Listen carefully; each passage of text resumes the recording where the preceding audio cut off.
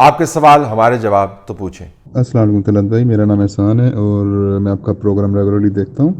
ایک کویشچن تھا کہ آپ نے اپنے 2 STs میں بولا کہ خواجہ آصف کی جو گرفتاری ہے وہ عمران خان کی ایما پہ ہے اور اس میں اسٹیبلشمنٹ کا کوئی رول نہیں ہے، اور آپ کو نہیں لگتا کہ نیب بھی پیچھے سے مطلب انسٹرکشنز جو ہیں وہ کسی اور کی لے آیا؟ تو یہ کویشچن میرے مائنڈ میں آپ کے 2 پروگرام دیکھنے کے بعد، تو کائنڈلی بتائیے گا۔ 2 فیزز ہیں نیب کے حوالے سے جو تصور ہے اس کے 2 فیزز ہیں۔ ایک وہ فیز ہے جس کے اندر براہ راست تن رکھنے کی جو پالیسی تھی اس میں نیب کا جو سٹرکچر ہے اس کو استعمال کیا جاتا رہا، اور نیب نے کیسز بنائے اور اس میں 1 پیج آپ کو شامل نظر آیا کہ 1 پیج پر سے ہی انسٹرکشنز آتی ہیں۔ کچھ خیال یہ بھی ہے جو وکٹمز ہیں، اگر آپ ان سے بات کریں تو وہ آپ کو بتاتے ہیں کہ کس طریقے سے کیس نے کب لگنا ہے، کس عدالت کے پر لگنا ہے، کتنا وقت ہوگا، بیل پر واپس کب آئیں گے، باہر کب نکلیں گے، کسٹڈی کے اندر فون کی گنجائش ہے یا نہیں ہے، کھانا کس نے لے کے جانا ہے، یہ تمام چیزیں جو ہیں 1 پیج سے آتی رہیں۔ اس کے بعد ایک فیز آیا جب یہ خیال کیا گیا کہ حکومت تو وہ کارآمد ثابت نہیں ہوئی جتنی ہمارا خیال تھا، بالکل ہی کارآمد ثابت نہیں ہوئی، اور اس کے کیے کا جو ملبہ ہے وہ ہماری طرف آ رہا ہے، تو پھر نئی فیز کا آغاز ہوا جس کے اندر ڈیٹیچمنٹ آپ کو نظر آتی ہے، تو ڈیٹیچ ہو گیا۔ اب چونکہ ڈیٹیچمنٹ کے بعد کچھ نہ کچھ تو پرانا جو مزاج ہے اور طریقہ کار ہے وہ برقرار رہتا ہے۔ خواجہ آصف کے کیس کے اندر وہ طریقہ کار اور مزاج جو ہے وہ کار فرما مجھے نظر نہیں آیا میری معلومات کے مطابق، اور میرے خیال میں میری معلومات کافی مستند ہیں خواجہ آصف کے کیس کے معاملے میں، اور میں اس سے مزید زیادہ نہیں اس میں تفصیل میں جاؤں گا۔ یہ خواجہ آصف جب باہر آئیں گے تو خود ہی بتا پائیں گے کہ کیا ان کے ساتھ ہوا اور کس نے ان کو پکڑوایا، لیکن واضح انداز سے اسٹیبلشمنٹ کی طرف سے یہ اشارے ملے ہیں کہ اب یہ پکڑ تکڑ جو ہے اس سے ہمارا کوئی تعلق نہیں ہے۔ اچھا، آپ یہ کہہ سکتے ہیں کہ یقیناً اگر آپ نے ایک فٹ بال کو ایک اترائی کے اوپر پھینک دیا ہے اور وہ لڑکتا چلا جا رہا ہے، تو اس کے بعد آپ یہ نہیں کہہ سکتے کہ یہ 2 میل کے بعد جب لڑکے گا تو وہ ہماری ذمہ داری نہیں ہے، وہ لڑکایا ہی آپ نے، تو اگر وہ لڑکتا چلا جا رہا ہے تو 2 میل کے بعد بھی ذمہ داری آپ ہی کی بنتی ہے، بھلے اس کو بیچ میں نیچے لے جانے کی رفتار میں کوئی اور بھی ٹھڈے مار رہا ہو، تو آپ یہ نہیں کہہ سکتے جی یہ تو میں نے تو اوپر سے پھینک دیا تھا، اب یہ ٹھڈے اگلے لوگ مارے ہیں، ذمہ داری بنتی ہے۔ لیکن بعض کیسز کے اندر جو ہے جو ہینڈز آن ہیں، جو فنگر پرنٹس ہیں یا جو فٹ پرنٹس ہیں وہ نظر آپ کو نہیں آتے، اور معلوماتی طور پر بھی اسٹیبلشڈ ہے۔ تو لگتا یہ ہے کہ بہت زیادہ ریلائنس ہے عمران خان صاحب کی شہزاد اکبر کے اوپر اور بابر اعوان کے اوپر، اور اس طرح کے جو لوگ ان کے ارد گرد موجود ہیں ان کے اوپر ریلائنس بہت زیادہ ہے، اور یہ کوئی بہت مقبول لوگ نہیں ہیں 1 پیج کے حوالے سے، یہ بھی میں آپ کو بتا دوں۔ وہ خیر بات کا معاملہ ہے، ایسے لوگ جو وقتی طور پر طاقت حاصل کر لیتے ہیں اور دندناتے پھرتے ہیں، وہ لوگ بعد میں اپنے ہی دوستوں کے گلے میں پڑ جاتے ہیں، تو مجھے یہ لگتا ہے کہ یہ بھی ایسا ایک گروپ عمران خان کے گرد ہے جو ان کے گلے میں پڑ جائے گا۔ تو اس وجہ سے میں نے آپ کو بتایا تھا کہ خواجہ آصف کی جو گرفتاری ہے اس کے پیچھے اس واقعے کے اندر فٹ بال کو لڑکانے میں اسٹیبلشمنٹ ٹھڈا نہیں مارا، کسی اور نے ٹھڈا مارا، لیکن ظاہر ہے نیب وہ کا فٹ بال جو لڑک رہا ہے آغاز تو آپ کو پتہ ہے کہاں سے ہوا تھا۔ السلام علیکم طلعت صاحب، سہیل فرام کینیڈا۔ میں آپ سے 2 سوال پوچھنا چاہ رہا ہوں۔ ایک تو جو نیازی صاحب کا جو آج کل جو باہر وہ دھوپ میں بیٹھے ہوتے ہیں اور وہ جو ان کا آفس انہوں نے باہر لگایا ہوتا ہے، تو وہ مجھے پنجاب میں آپ جب انٹیریئر پنجاب جائیں تو آپ کو تھانوں کے جو SHOs ہوتے ہیں پرانے اب بھی شاید ہوتا ہوگا یہ کلچر، وہ دھوپ میں اس طرح کرسیاں لگوا کے بیٹھے ہوتے ہیں۔ تو یہ پرائم منسٹر کا ڈیکورم اس طرح تو نہیں ہونا چاہیے تھا کہ اس طرح ایک بندہ جس کو ساری زندگی پینٹ کیا جاتا رہا ہے کہ جی وہ بڑا آکسفورڈ کا پڑھا ہوا ہے، فارن کوالیفائڈ ہے، بڑے مینرز ہیں، بڑا ہینڈسم ہے، اور وہ اس طرح کی ایک ٹھیک ہے باہر بیٹھنا کوئی جرم نہیں ہے، لیکن یہ کوئی پرائم منسٹر کے آفس کا ایک ڈیکورم ہوتا ہے۔ اس میں آپ جو ہائی آفیشلز ہیں، جیسے ابھی ریسنٹ جو DG ISI اور فوج کے جو چیف ہیں وہ ملے، تو وہ بھی انہیں بھی باہر ہی ملے۔ تو ایک تو یہ کیا یہ ٹھیک بات ہے، یہ آپ سے یہ پوچھنا تھا۔ اور دوسرا یہ جو آپ لوگ ہر وقت کہتے ہیں کہ نااہل اور نالائق حکومت، تو یہ ایک قسم کا آپ لوگ NRO نہیں دیتے کہ حالانکہ یہ جو اب تک انہوں نے جو لاسز کیے ہیں، جو امبیزلمنٹس ہوئی ہیں، تو یہ تھیفٹ ہے، یہ کرمنل نیگلیجنس کے زمرے میں آتی ہے، نہ کہ صرف اتنا کہہ دینے سے کہ جی یہ نالائق ہیں اور نااہل ہیں۔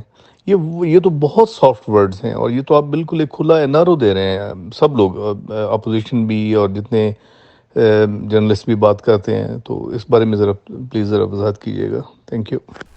دیکھیں جی، وزیر اعظم کیسے بیٹھتے ہیں، ٹانگ پہ ٹانگ رکھ کے بیٹھتے ہیں، دھوپ میں بیٹھتے ہیں، سائے میں بیٹھتے ہیں، یہ ڈیکورم کے معاملات یقیناً ہیں. ایک وقت تو یہ بھی تھا کہ وہ ٹریک سوٹ کے اندر آفیشیل میٹنگز کیا کرتے تھے، جاگرز کے اندر وہ جو باہر کے لوگ آتے تھے ان کے سامنے بیٹھے ہوئے ہوتے تھے، اور بھاگ دوڑ کر کے جم کر کے فوراً میٹنگ کے اندر آ کے بیٹھ جاتے تھے، اور ویسی تصاویر بھی موجود ہے. پھر آہستہ آہستہ ان کو بتایا گیا جی کہ پلیز آپ ایسا نہ کیا کریں. اب ان کو شلوار قمیض کے اوپر باقاعدہ جو پراپر ڈریسنگ ہے اس کے اوپر لیں. لوکیشن بھی ہو سکتا ہے آنے والے دنوں میں چینج ہو جائے ان کی، تو وہ ان کا ایک اپنا انداز ہے، وہ بہت انجوائے کر رہے ہیں اپنی پاور کو، اور ان کو دھوپ میں بیٹھنا اچھا لگتا ہے. عموماً جو حکومتی سربراہان ہوتے ہیں وہ اپنی ہر ایک عمل کے ذریعے ایک پیغام دے رہے ہوتے ہیں. عمران خان صاحب کا خیال ہے کہ ان کو یہ پیغام دینے کی ضرورت نہیں ہے کیونکہ وہ عمران خان ہے. ایک ڈیکورم مینٹین کرنے کی ضرورت نہیں ہے کیونکہ وہ کرتے ہیں وہ ڈیکورم درست ہے. وزیر اعظم تو ہیں لیکن انداز انہوں نے ویسا ہی اپنایا ہوا جس طرف آپ نے اشارہ کیا. لیکن اگر آپ سبسٹینٹیولی دیکھیں ان میٹنگز میں سے، دھوپ میں بیٹھ کے برگد کے درخت کے نیچے بیٹھنا ہے وہاں پہ بیٹھ جائیں، تھڑے پہ بیٹھنا ہے وہاں پہ بیٹھ جائیں، اپنی جو حقیقی کرسی ہے اس کے اوپر بیٹھنا ہے وہاں پہ بیٹھ جائیں، کہیں پر بھی بیٹھ جائیں، تخت طاؤس منگوا لیں اس کے اوپر بیٹھ جائیں، یا چارپائی ہے اس کے اوپر بیٹھ جائیں، چوپال میں بیٹھ جائیں، جہاں پر بھی بیٹھ جائیں. اگر اس بیٹھک کے نتیجے میں آپ پالیسی ایسے بنا رہے ہیں کہ لوگوں کا فائدہ ہو رہا ہے تو کسی کو اس کے اوپر اعتراض نہیں ہوگا. تو خالی خولی سمبلزم کے ذریعے جی کہ میں کتنا کیجول ہوں طاقت کے بارے میں، جو بالکل بھی کیجول نہیں ہے طاقت کے بارے میں. طاقت بہت پسند ہے ان کو، اور یہ چیزیں میٹر نہیں کرتی، بہت میٹر کرتی ہیں ان کے لیے. ساری تگودو جو ہے نا یہی کام کرنے کے لیے کی تھی. تو طاقت کے لیے اگر آپ نے خالی کیا تو پھر یہ سمبلزم جو ہے وہ بہت سر چڑھ کے بولتا ہے، لوگوں کو زیادہ برا لگتا ہے، احساس زیادہ ہوتا ہے.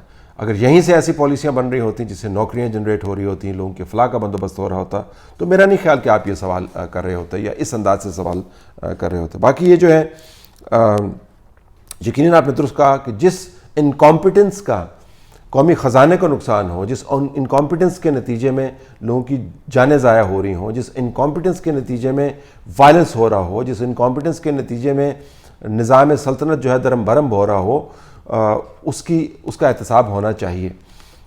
عموماً جمہوریت کے اندر اس کا احتساب جو ہے وہ انتخابات کے ذریعے ہوتا ہے، لیکن چونکہ ہم نے انتخابات کا راستہ بالکل یا مسدود کر دیا ہے یا اس کے اندر اتنی رکاوٹیں کھڑی کر دی ہیں کہ انتخابات کے ذریعے جو احتساب ہے وہ ایک فارس بن کے رہ گیا ہے.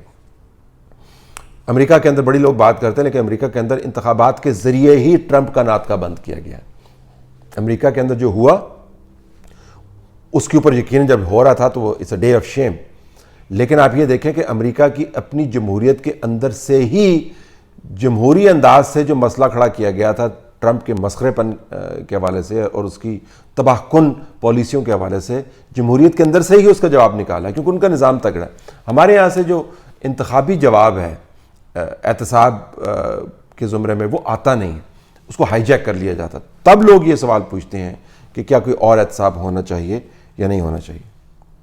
السلام علیکم طلعت بھائی، آپ سے یہ پوچھنا ہے کہ 2021 شروع ہو گیا ہے لیکن عمران خان کے اور اس کے وزیروں کے دعوے ختم نہیں ہوئے. وہی دعوے ہیں، وہی جیسے اپوزیشن میں تھے یہ لوگ ویسے ہی دعوے ہیں. یعنی کہ یہ کب تھکیں گے دعوے کر کے، عمل کب کریں گے؟ یعنی کہ ہر بندہ یہ سوچتا ہے جی فوج ہی کا قصور ہے تو، لیکن اصل قصور تو عمران خان اور اس کی پورے وزیر وغیرہ ہیں، ان کا حکومت کا ہے. یعنی کہ کہنے کا مقصد ہے کہ آپ کا کیا خیال ہے کہ یہ فوج میں اس چیز کا احساس نہیں ہے کہ فوج ہی پہ سارا ملبہ ڈالا جا رہا ہے؟ دیکھیں یہ بڑا ایک اہم نقطہ ہے جو آپ نے اٹھایا. انداز آپ کے سوال کا ذرا مختلف ہے لیکن نقطہ بڑا اہم ہے. پاکستان کی سیاسی تاریخ کے اندر عموماً اسٹیبلشمنٹ ایسے سیاستدانوں کو اوپر لے کے آتی ہے جو عوام کے غصے یا عوام کے اندر جو اضطراب ہے اس کے نتائج کو وہ خود ایبزارب کر لیں. یعنی اپنے اور لوگوں کے درمیان ایک سیاسی لیئر کریٹ کرتے ہیں ایک بفر زون کریٹ کرتے ہیں تاکہ جو شوق ہے عوام کی طرف سے جو احتجاج کا وہ پولیٹیکل قیادت جو ہے اس کو ایبزارب کرے. یہاں پر بالکل الٹ ہے. یہاں پر جس کو شوق ایبزارب کرنا تھا وہ شوق دینے والوں میں کنورٹ ہو گیا. تو جتنے کا جتنا اب نقادی ملبہ ہے, وہ تنقیدی ملبہ ہے, وہ سارے کا سارا جو ہے اب وہ اسٹیبلشمنٹ کے کھاتے میں جاتا ہے, اور لوگ بار بار انہی کی بات کرتے ہیں. اور یہ صرف پی ڈی ایم کے پلیٹ فارم کے اوپر نہیں ہو رہا. آپ خود کسی دن جا کے, جن لوگوں کو یہ باتیں پسند نہیں ہیں, وہ خود کسی دن جا کے بازار کے اندر کسی بھی جگہ کے اوپر جا کے, جو لوگ اس طرح ٹی وی وغیرہ نہیں دیکھتے ہیں, ان کے پاس اپنی دیہڑیوں کے مسئلے پڑے ہوئے, ٹی وی کیا دیکھنے, تو وہ اس بیانیے کو اپنایا ہوا انہوں نے, ان کو پتہ چل گیا, ایک پبلک لیجنڈ بن گیا یہ. اور میرے خیال میں عمران خان کو اس کو بہت بڑا فائدہ ہے, کیونکہ جو کام ان کو اسٹیبلشمنٹ کے لیے کرنا تھا, اب اسٹیبلشمنٹ کو وہ کام ان کے لیے کرنے پڑ رہے ہیں. اب یہ اس میں سے کوئی معصوم ہے, کتنا معصوم ہے, یہ ایک علیحدہ بحث ہے. لیکن بنیادی غلطی یہی ہے کہ جب آپ تجرباتی سیاست کو آئینی اور انتخابی سیاست کے اوپر حاوی کرنے کی کوشش کرتے ہیں, جب آپ لیب کے اندر تجرباتی طور پر نئے جو ہے مارکے اور شاہکار کریٹ کرتے ہیں, تو پھر ان مارکوں اور شاہکاروں کے نتائج بھی مرتب ہوتے ہیں. مارکے کانفلکٹ کو جنم دیتے ہیں اور شاہکار جو ہیں وہ بدنامی کا باعث بنتے ہیں. تو یہ اتفاقاً ہوا ہے, چال کے ذریعے ہوا ہے, حالات کی وجہ سے یہ ہوا. اس کے اوپر آراء بڑھ سکتی ہیں, لیکن اس میں کوئی شک نہیں ہے کہ بہت سارے ایسے کام, ابھی یہ جو کوئٹہ بلوچستان مچ کا جو معاملہ ہے, اس کو اگر آپ اٹھا کے دیکھیں تو اس کے اندر جتنا گراؤنڈ ورک ہے وہ ساری اسٹیبلشمنٹ کے لوگ کر رہے ہیں. وہی کنونس کر رہے ہیں, وہی معاہدے کی باتیں کر رہے تھے, انہوں نے سارا گراؤنڈ ورک کیا. جو پولیٹیکل ونگ ہے مکمل طور پر غیر مؤثر آپ کو نظر آتا ہے. تحریک لبیک والے آتے ہیں تو پھر اسٹیبلشمنٹ سامنے آتی ہے. باہر سے جو ڈگنیٹری آتے ہیں تو وہ جا کے پنڈی میں ملاقات کرتے ہیں. افغان پیس کا عمل جو ہے وہ فوج کے ذریعے ہو رہا ہے. کشمیر کے اوپر معاملات جو ہیں وہ فوج کے ذریعے ہو رہے ہیں. دہشت گردی ہو تو اس کے اندر فوج اور انٹیلیجنس ایجنسیز کے اوپر سارا ملبہ آتا ہے. تو یہ تو حکومت پھر کس لیے ہے, شاید پہلے سوال کی روشنی میں دھوپ سینکنے کے لیے ہوگی. نقصان بہرحال اس کا اسٹیبلشمنٹ کو ہے. السلام علیکم, میرا نام ریان ملک ہے اور میں سعودی عربیہ میں رہتا ہوں. میں نے آپ سے یہ پوچھنا تھا کہ جیسا کہ ہمارے ملک میں 70 سالوں سے رہا ہے کہ اسٹیبلشمنٹ ہر معاملات میں مداخلت کرتی ہے, چاہے وہ سیاست ہو, عدلیہ کے معاملات ہوں یا ایون میڈیا کے ہوں. تو آپ کے خیال میں بینگ اے سینئر جرنلسٹ آپ کیا سمجھتے ہیں, اس کا کیا سلیوشن کیا ہے؟ کہ اپوزیشن کو جو ہے سخت بیانیہ اپنانا چاہیے, اور جس طرح ترکی میں 2016 میں ہو تو وہی ہمیں کرنا چاہیے, یا کوئی نیشنل ڈائیلاگ ہونا چاہیے؟ دیکھیں, جن کو ہدایت نہیں سمجھاتی نا, ان کو حالات سمجھا دیتے ہیں, اور جن کو ہدایت اور حالات نہیں سمجھاتی وہاں پر صرف دعا ہی کام کر سکتی ہے. تو ہم نے ہدایت تو کر کے اپنے گلے سکھا لیے. ہم نے ہدایت ابھی بھی جاری ہے. بہت ضروری ہے صحیح بات کا کیے جانا, چاہے اس کا اثر ہو رہا ہو یا نہ ہو. صحیح بات کی جو اپنی ویلیو ہے, جو اپنی قدر ہے, وہ اسی بات میں پنہا ہے کہ وہ صحیح بات ہے. اگر آپ اس کو نتائج کے ساتھ جوڑنے لگیں گے تو پھر بڑا مشکل ہو جائے گا. پھر آپ گھبرا جائیں گے کہ لوگ اس کے نتائج نہیں نکل رہے. تو ایک تو صحیح بات ہدایت جاری رکھنی چاہیے, بتانا چاہیے کہ جی ایسا نہ کریں, اس کے نتائج غلط نکلتے ہیں. پھر اس کے ساتھ حالات بھی اب ویسے ہی بن گئے ہیں. اب حالات نے بھی سمجھانا شروع کر دیا ہے جی کہ یہ کام درست نہیں ہے, یہ برا کام ہے ملک کے لیے, یہ رستہ جو ہے تباہی کی طرف جاتا ہے. بار بار آپ اسی پہاڑی کے اوپر چڑھتے ہیں اور بار بار اسی نقطے پر آ کے پھسلتے ہیں جہاں سے آپ پہلے پھسل چکے ہیں, جہاں سے ملک جو ہے وہ دو ٹکڑے ہو گیا, جہاں پر دہشت گردی جو ہے اس نے جنم لیا. پھر اس کے بعد آپ کو انہی لوگوں کو یہ کہہ کے کہ جی وہ ریاست کے خلاف نبردآزماں ہیں, ان کے خلاف خود آپ نے جو ہے آپریشن کرنے شروع کیے ہیں. تو یہ تمام جو مسائل اور جنجال ہم نے پالے ہوئے ہیں, یہ انہی تجربات کا نتیجہ ہے. تو یہ حالات نے بھی اب سمجھا دیا. اب ہدایت اور حالات ملے ہوئے ہیں اس وقت.